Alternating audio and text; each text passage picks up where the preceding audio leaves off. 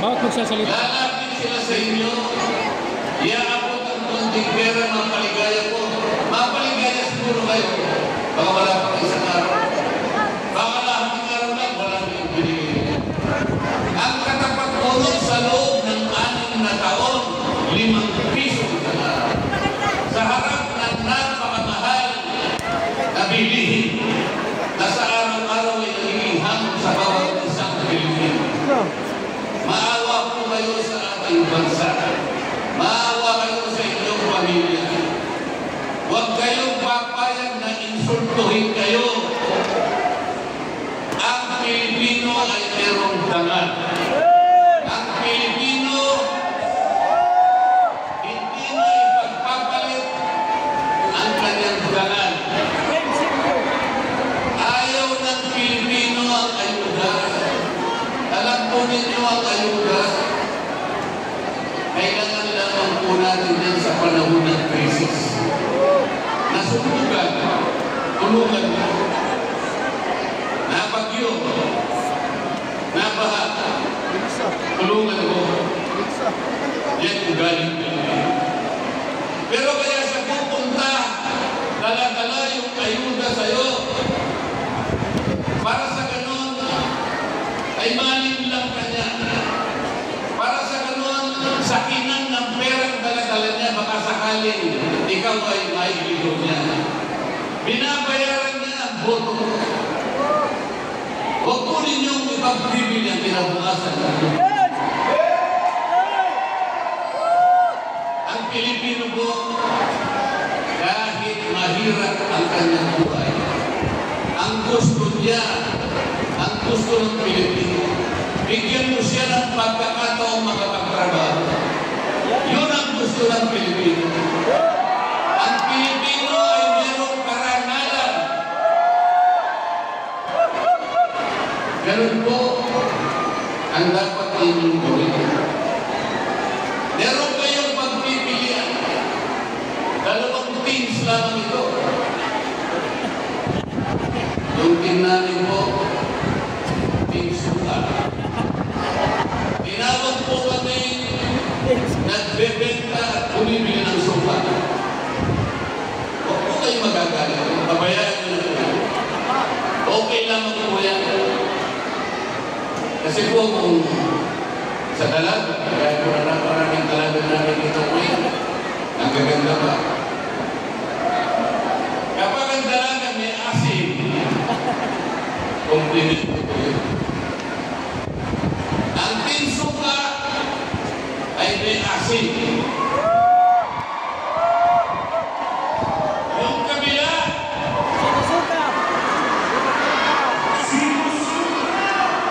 umasin na. Umasin na. Isimplify na lamang po natin ang issue, mga kababayan. Gawin natin simple ang pinag-uusapan. Iboboto niyo ba yung team na silang may nagagawan kung bakit napakataas na presyo na lahat ng bilihin? Iboboto ba niyo yung team na silang may nagagawan kung bakit lubog na sa katiwalian at korupsyon ng ating bansa?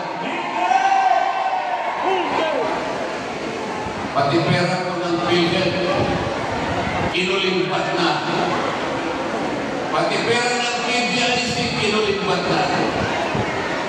Pati pera ng 2 bangko na ang kanilang gawain ay palaguin ang ekonomiya ng bansang ito, inulimpat din.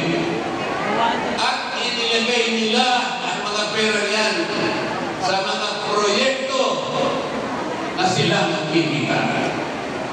Yan po ba ang team na iboboto ninyo? Yung team na yan din ang may kagagawan kung bakit na-impeach ang Vice President. Gusto nyo ba yung team? Yung team na gusto tanggalin ang Vice President?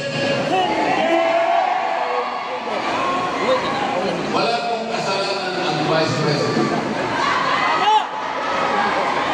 Ako po ay kasama sa House of Representatives. Ang kalaban ko po ay napakarami. Napakarami nila.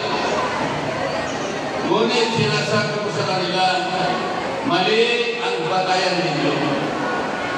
Mali pati proseso na ginamit ninyo. Walang kasalanan ng Vice President.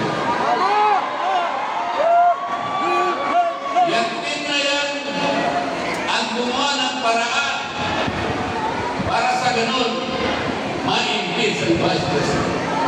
At kapag yung team na yan ay nanalo ulit, tuloy-tuloy na nilang tatanggalin ang Vice President.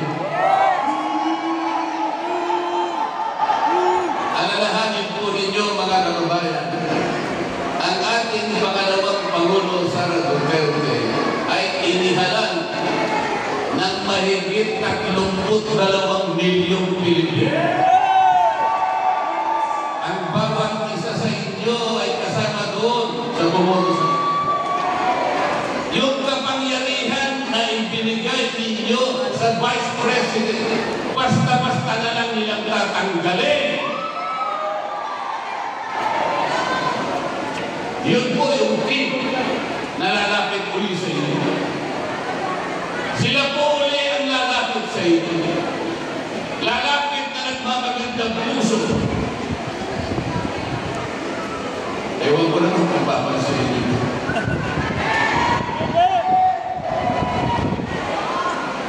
Yung tinsuka, sila lamang ang nakakaalam kung paano i-address ang lahat ng hamon na kinakaharap natin. Ang tinsuka na nandito sa inyong harapan ngayon, sila lamang ang magtatanggol sa kapalaran ng Vice President. Wala na iba. Sa sandaling makahanap sila ng 16 na senador sa susunod na Kongreso, sa susunod na Senado, matatanggal po ang ating Vice President. Yan po ang kanilang gusto nila. Kaya ang gusto po nila, 12-0. 12-0 daw. Walang mananalo isa man sa PDP laban. Yun ang kanilang gusto.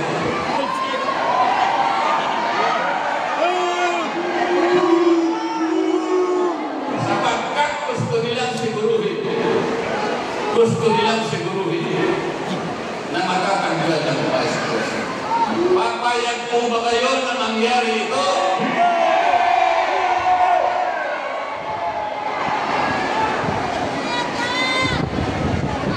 Ang PDP laban, sila lamang ang merong kakayahan na ipagtanggol at pigilin ang kanilang mga barakin. Mahalin po natin ang Pilipinas. Sakitin natin ang ating bansa. Kilala na po ninyo kung sino-sino yung mga kandidato sa kabilang din.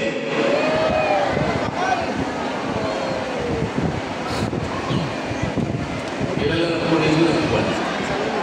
Pabalik-balik na lang. Pabalik-balik. Yung karamihan sa kanila, nakabalik na ng ilang beses. 2, 3, hanggang 4 na beses na nakabalik sa Senado. Ano ang kanilang mukha na iharap sa inyo? Anong mukha ang iharap sa inyo? Kailangan po rin silang patuloy. Paglapit po, ang totoo niyan, hindi po sila lumalapit ng personal. Ang ginagamit nila television, ang ginagamit nila radyo, mga tarpaulin, kung ano-ano, sapagkat naihiya sila na lumapit sa inyo.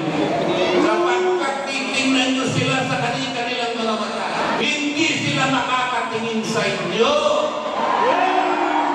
Ngunit ang pinigilaman, Sila po, titignan kayo straight in the eye.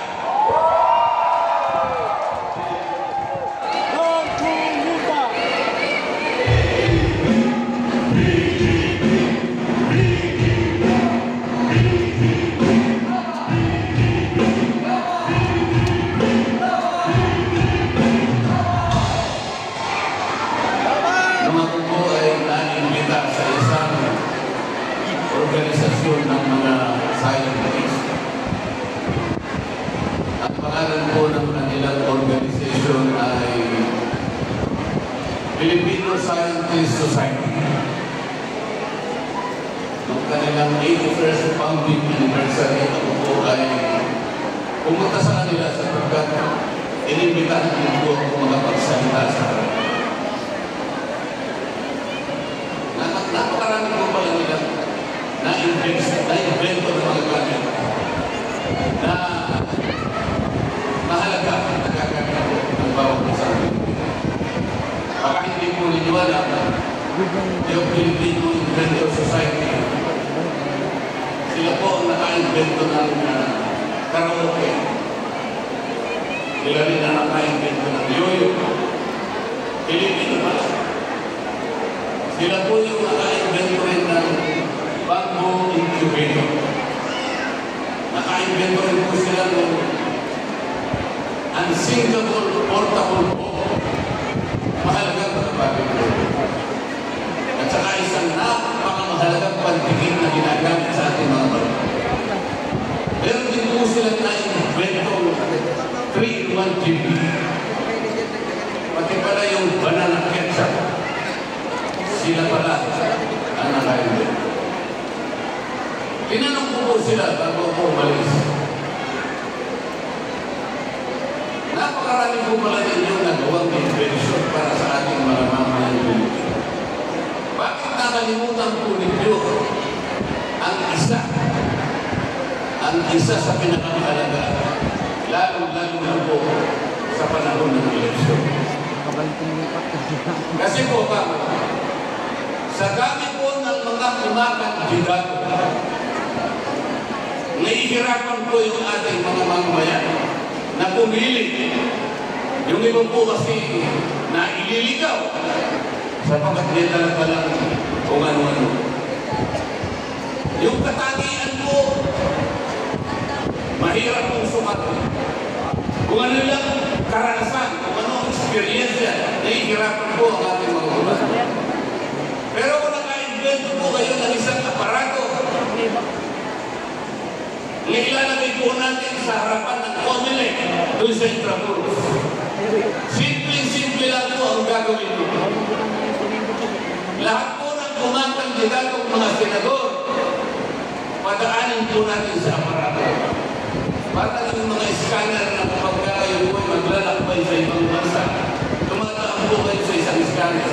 Yung luggage po ninyo, pararaanin po sa isang makina at tutulog-tulog yan kung meron pong ayaw na dalhin.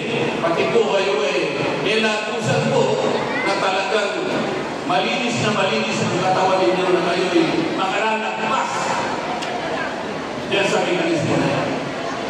Ang sabi ko,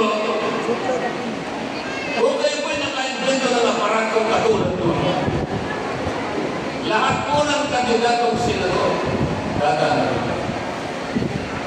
kapag tumulog at nagkulay-pula, disqualified. Hindi pwede. Hindi ka pwede magsilbi. Wala kang gagawing mabuti sa mamamayan ng Pilipino. O di na ako matalino. Alam po ninyo pag lahat po ng senador ay pinalahat doon, hindi ko po alam kung mayroong papasa doon sa kabilang team.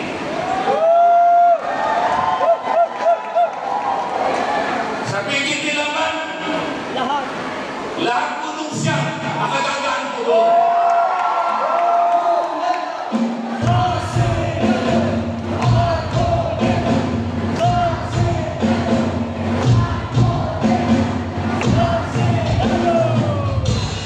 Nakikiusap po ako na dalhin po ninyo yung buong sling ng pigil nila.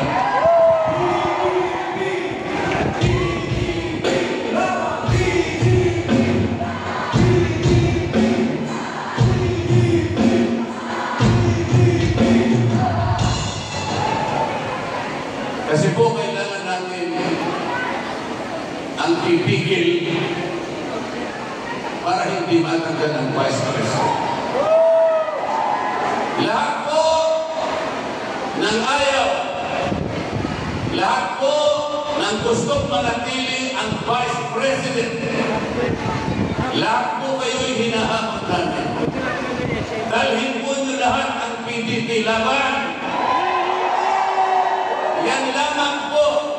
Yan lamang po ang paraan para pigilin ang maitim na banakit ng kabilang team na tanggalin ang Vice President Sara Duterte. Maraming salamat po. Sana po makabalik ang rito.